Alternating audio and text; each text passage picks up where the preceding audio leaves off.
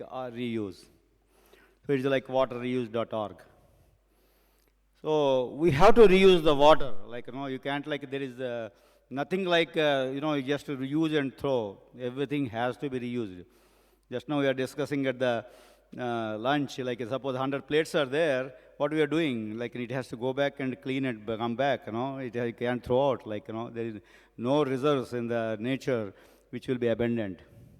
So I requested actually the water reuse organization with Frank Avila, and then we talked to their executive director and all that. So the Guy Carpenter, uh, he is the past president of the water reuse. He agreed to come, but in the last minute there was some problem, so he couldn't make it. But again, our great friend Dr. Amit Pramanik, he is also a part of that water reuse organization. When Pat Syncropy, the executive director, told, hey Sam, like, can I send Dr. Pramanik? Then I told, wait a minute, is it Amit Pramanik? Yeah. Yeah, he's already coming, like, from WRF. Oh, he's also a water reuse guy. Then I told, oh, then there's no problem. The problem is solved. Because the water use is already represented by Dr. Amit Pramanik too. Amitji, just with no introduction required, he might have already, with the WRF, he has already represented. Just with one phone call, he came on, again, supporting us, one of the great guys. So, to you. Thank you, Sam. Yeah, this was killing two birds with one stone, right? And the good thing is actually the Water Reuse Association shares space. If you could get to the first slide, thank you. They actually share space in the same office as we are located. So it was just a matter of going down the hall and just having a chat with them and saying, I'll get it done for you. So Guy Carpenter couldn't make it, but I did get these slides from Carrie Capuco and Pat Sinacropi, who are at Water Reuse, so they're my colleagues over there. So I'm going to speak to you about something slightly different from what you heard yesterday and today, this morning. So this is a totally different organization in a way. It's a trade association. It's basically, in the US, it's the only trade association that's dedicated to advancing the laws, the policy, funding, and public acceptance of recycled water. That's their mission. It is basically a coalition of utilities that recycle water, businesses that support the development of recycled water projects, and consumers of recycled water. So in addition to being a national organization, Water Reuse also has Water Reuse Arizona, California, Colorado, Florida, Nevada, Pacific Northwest, and Texas. These states are primarily the states which are not as water-rich as the states in the Midwest that can rely on the Rocky Mountains as well as the Great Lakes, where there's plentiful of water. But water reuse is actually becoming bigger and bigger. Oh, if you can advance to the next slide, please. So, as I mentioned, it's a trade association. It actually started in California. It is a very dry state. California actually gets a lot of its water from the Colorado River. It comes from the Rocky Mountains. It gets transported almost 1,000 miles. So water in California is a very precious commodity. And California has gone through droughts. The most recent drought about 5 years ago was the worst drought in more than 500 years. So it is basically water scarce state. So that's where it essentially started. It became a national organization in 2000, and it's become more international over the years because water impacts almost everything here. And as of now, there are almost 500 organized members that represent about 50 million utility customers. Okay, next slide, please. So why reuse? Right? Because water is life. Every living thing on this planet, humans, animals, and plants need water to survive. But in addition to that, water is food. Every link in the food chain requires water. Whether you grow carrots or coffee or chickens, the food that we eat and the drinks that we enjoy, we need water.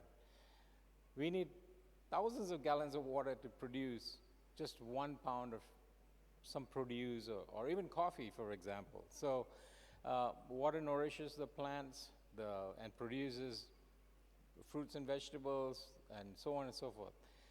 92% of the water that's consumed every day is used to produce food. Just think about it, 90%. In some cases, it's even more. The water that we actually use for human purposes is a lot less. Water is power. Generating electricity requires water. 90% of the plants that power the US homes and businesses, they need water to cool the turbines, generate electricity. The remaining 10% is used to basically produce hydropower electricity. So anything that you think of that has to do with electricity needs water. So water is power. Water is also commerce. Any sort of manufacturing requires water. You want to produce an everyday product like paper or plastic, you all need water. So even cotton and wool, turning that to fabric, you need water. So it's ubiquitous. You just need water. You just cannot afford not to look at sustainable water resources. So communities in the US are already starting to incorporate water reuse in their water management strategies. They can't just keep abstracting either from the groundwater or from surface water. So they need to start looking at other sources of water. And what better way than to have a renewable resource that comes out of the toilet every day? Most of the communities in the US, 75%, are sewered. So we get a ready source of the raw material needed to produce that. So yesterday I talked in Lyft how we are using this resource for other things like nutrients and energy and so on and so forth. Today I focus on water, and that's what the Reuse Foundation is doing here. In the US itself, by 2027, the projection is that the volume of recycled water that we are producing will increase 37% from today. So currently it's about 4.8 billion gallons per day. It will go up to $6.6 billion per day. Next slide, please. Oh yeah, I spoke about this, all water, water is life. Next one.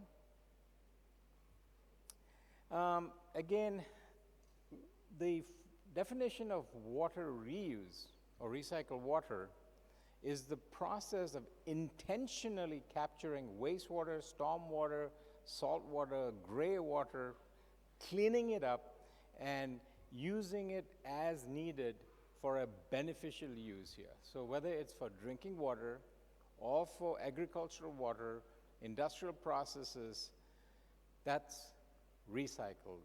So you're reusing that water. So that's the same, the water that existed when the dinosaurs were drinking the water. It's the same water that we are drinking today.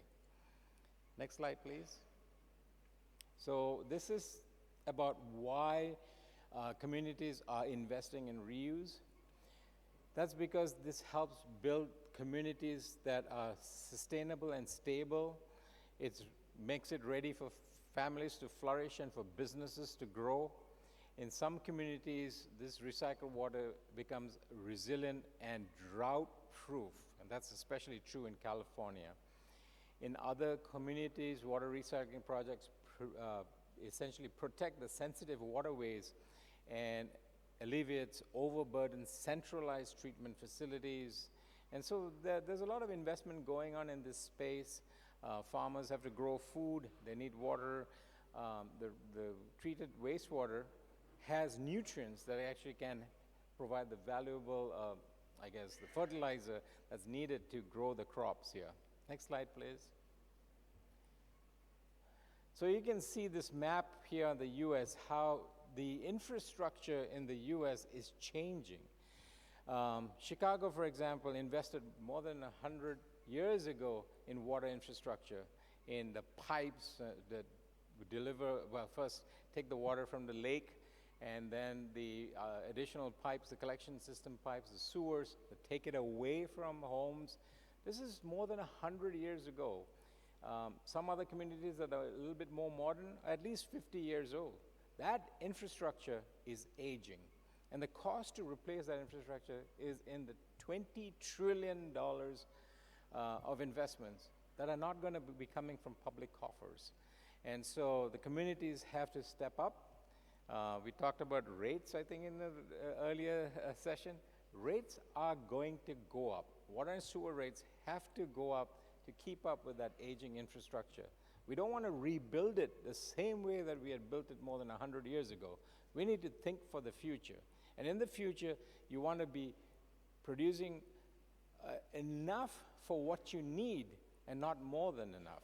For example, in the US, water supply was basically for firefighting purposes. So we were producing very clean water for firefighting purposes, not primarily for drinking water purposes. But it's the same thing. It's almost like you take a whole big gallon, 50-gallon jug of clean water, Bisleri water, for example, here, and you put it on top of a toilet and you flush it every time you use the toilet. It's a waste. So you need to be very cost effective. You need to be thinking about all of this.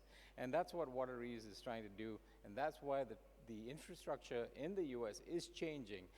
Recycled water is actually cost effective. It can be more cost effective than developing other alternate supplies. You know, we talked about brackish water, salt water, sea water. Trying to get fresh water out of those sources is quite challenging and can be quite expensive. And so if you can reuse the wastewater, it's probably going to be more cost effective in many cases. They're significantly more cost effective. It's environmentally sound, and it's safe. The water that's treated these days is better than drinking water quality. It's easily able to meet the most stringent state and federal water quality standards. Earlier, Shubhoja showed the TDS of the basin water here, and it was quite high. But in the US, you can just turn on a tap at the basin and you can drink it. In many communities, you can easily drink that water. There are certain communities that have problems with lead and copper and plumbing and piping and all. But for the most part, in general, water is safe to drink in the US. It's reliable. Wastewater is renewable, essentially. So you're going to be flushing the toilets in the centralized treatment system. So this is a sustainable source of fresh water. And it's locally controlled. The communities can actually use the water that they are generating. The wastewater that they're generating, they can renew that, clean that, and use it, capture that for use in their neighborhoods. Next slide, please. This is just some examples of the reuse, the successes here in the US. For example, 6.5 billion gallons of recycled water is used in Idaho. Idaho is where a lot of potatoes are grown in the US. And 92% of the recycled water that Idaho produces is actually used to irrigate crops. It's beneficial because it helps keep 2,000 tons of nitrogen and 500 tons of phosphorus out of the Ohio rivers and streams. Water recycling is also important for very small decentralized communities. For example, the New England Patriots, they have a huge stadium called Gillette Stadium in the town of Foxborough, Massachusetts.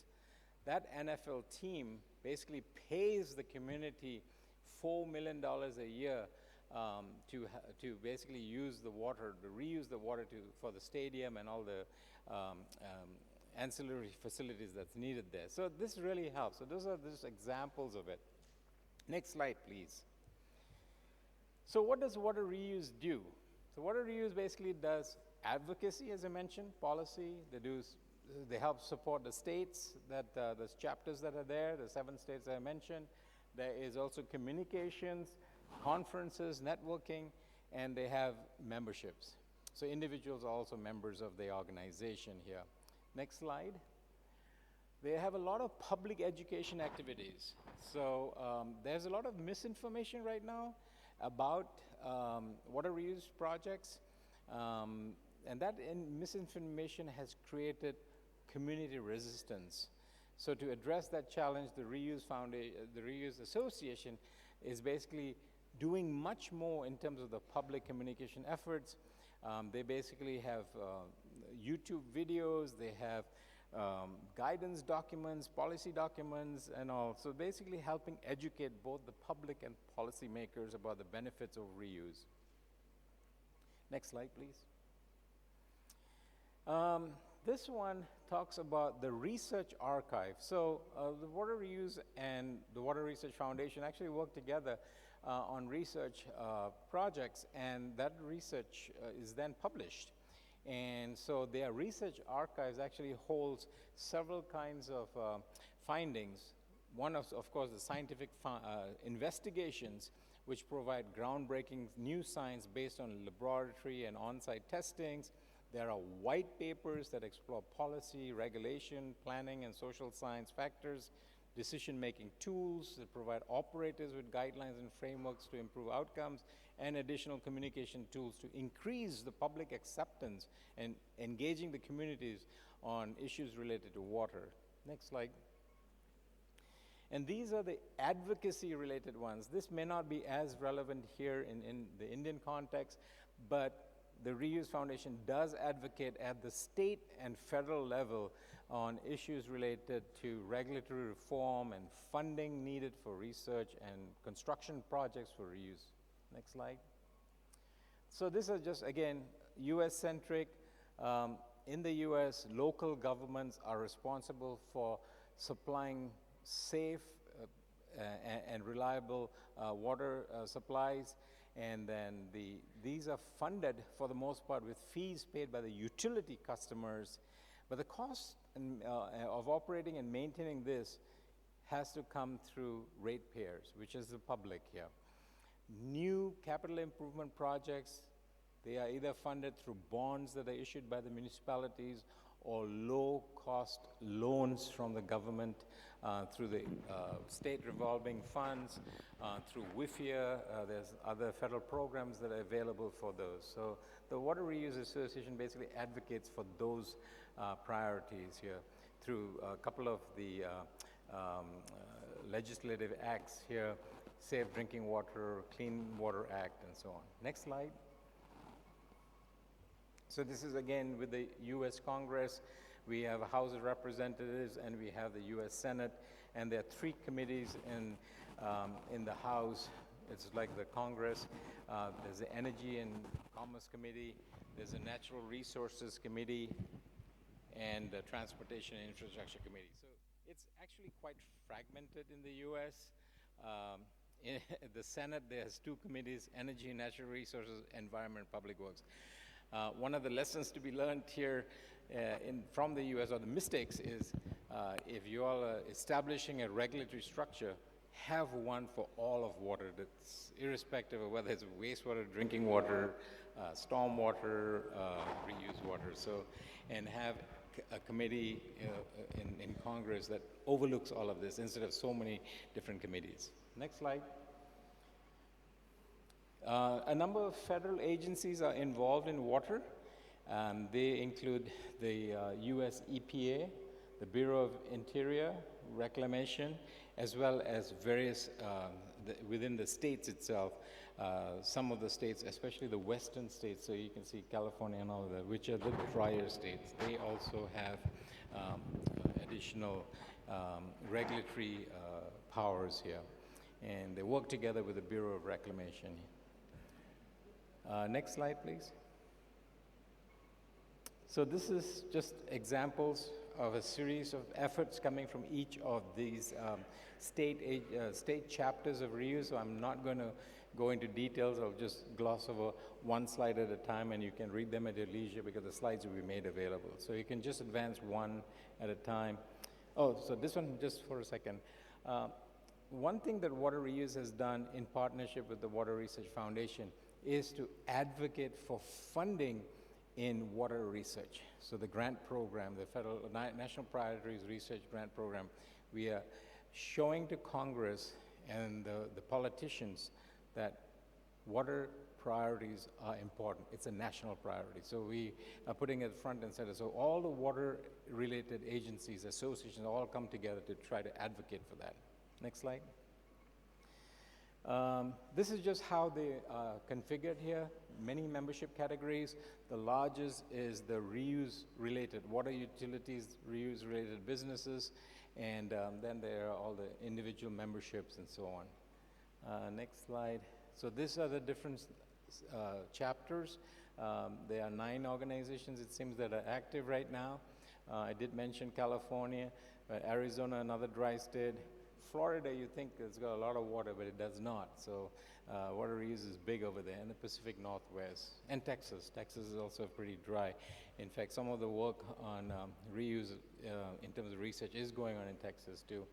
And then reuse also has conferences. So these are just the next annual symposium is in September. It's quite a good learning opportunity here on the reuse aspects. They also, next slide, offer a lot of networking, either in the state or national level and international. They have a job bank on their website. Resumes are posted, jobs are essentially advertised. There's a member-only directory. Next slide.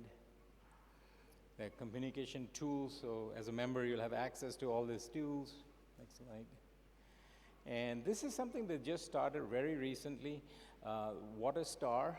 So this allows businesses and government agencies, even commercial buildings, to basically have this, it's basically a certification. They get to post this on their websites or on their businesses here. Or for example, a hotel that reuses water. I was actually walking here just outside this morning, and I saw that the gardens here in this hotel are all basically irrigated by rainwater. So that's a form of reuse. They don't use any fresh water. That's really good. I mean, fresh tap water. They are using rainwater. So things like this is like a certification program that they've just started. Next one. And again, with this Water Star program, they can basically join a conversation. It's basically a network. It's a community here. It's an online community. And they also get a weekly newsletter that reports on the federal legislative developments. There's registration. There's webcasts that they do. It's free for them. And they get access to peer-reviewed research and other member benefits. Next. These are just those categories for the reuse and membership here for the Water Users Network. Next one. And those are the stage sections. I think I've spoken about that too. And also, in each one of these are the different sections. So let's keep going. Next. Next. Next. Again, these slides will be made available, so I don't want to take up too much time. So if we go to the next one. Yeah. That's it. And this is, oh, go back one slide. Thanks. So if you need more information, this is their website, waterreuse.org. Pat Sinacropi is the executive director. I put there CEO. That's her email address. And Carrie Capuco is the special projects director. All right, that's it. Any questions? Yes, Prakash.